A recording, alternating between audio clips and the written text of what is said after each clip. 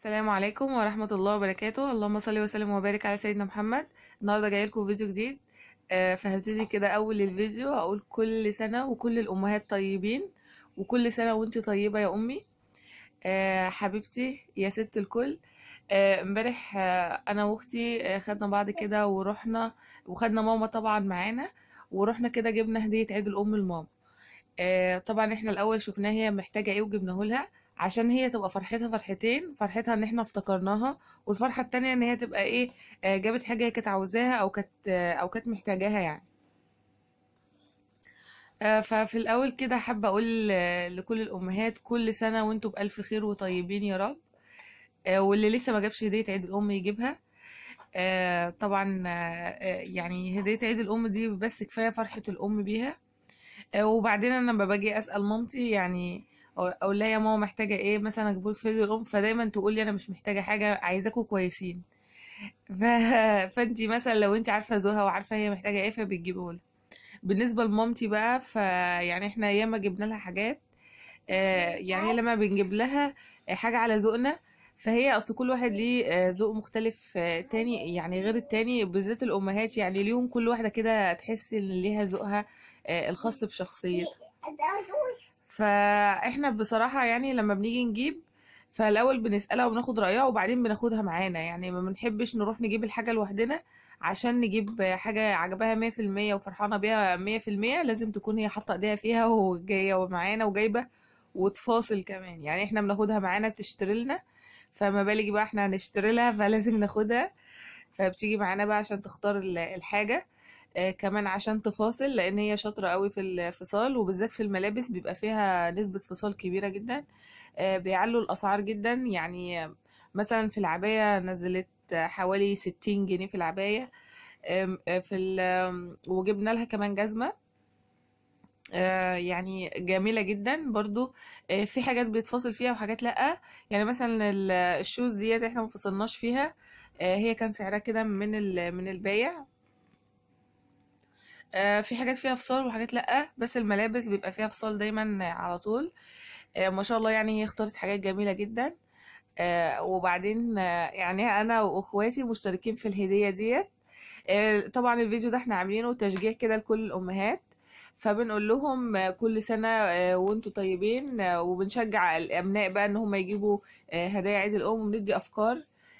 طبعا في ناس كتيرة جابت وناس لسه، في ناس بتدي فلوس، يعني معرفش، وبيقولوا لأمهاتهم مثلا هاتوا اللي انتوا عايزينه.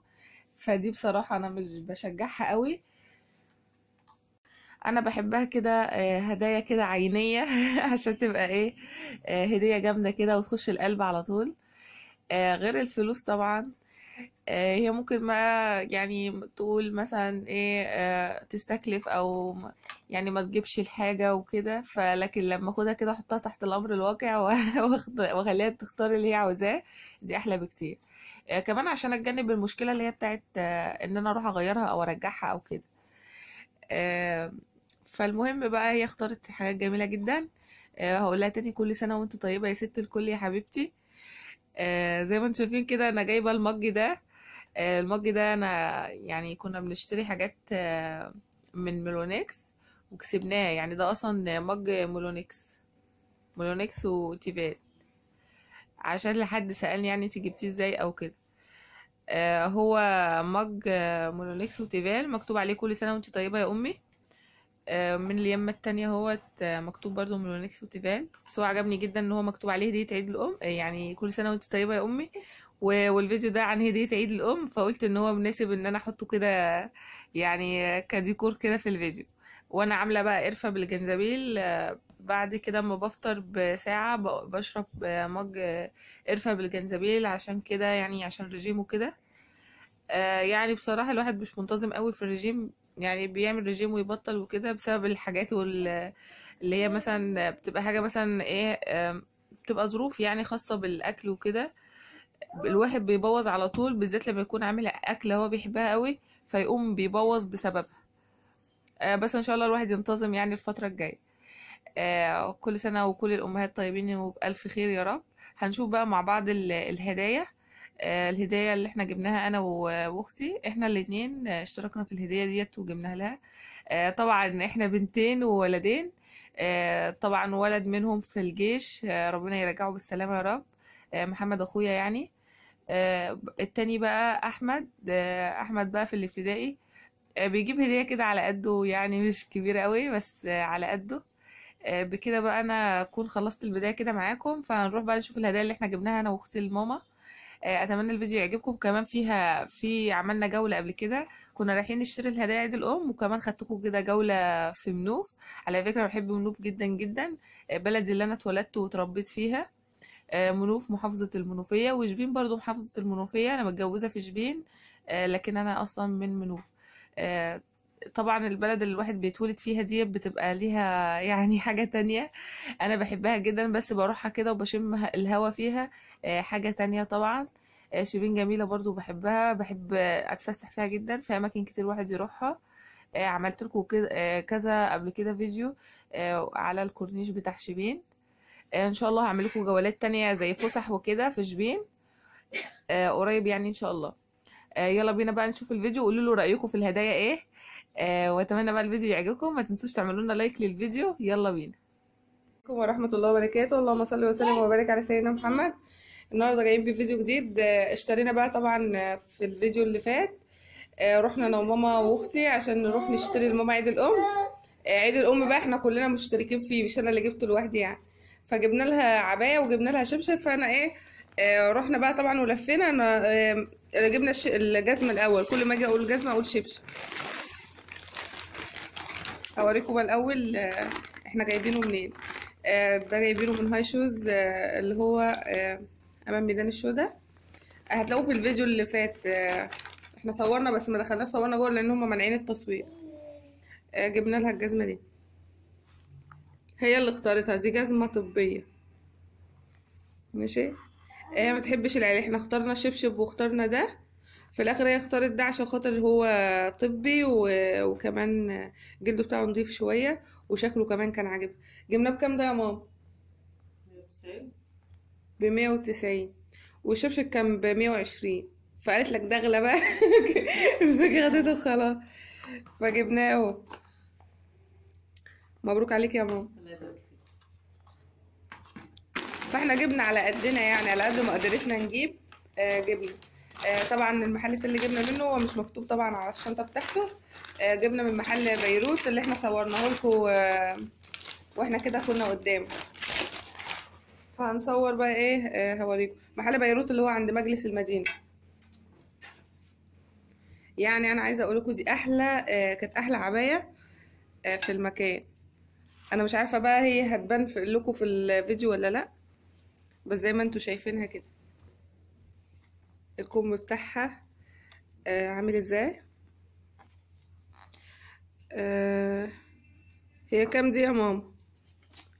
اكس لارج يا رام ولا 2 اكس لارج ولا ايه؟